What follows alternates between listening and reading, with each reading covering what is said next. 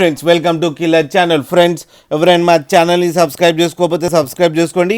ఎవరైనా మీ డాగ్స్ కానీ మీ పెట్స్ కానీ అమ్మాలనుకుంటే మా ఛానల్ త్రూ మా ఛానల్ వాట్సాప్ నెంబర్కి మెసేజ్ పెట్టండి. ఫ్రెండ్స్ ఇవాళ మీకోసం లాబ్రడార్ మేల్ అడల్ట్ డాగ్ తీసుకురావడం జరిగింది.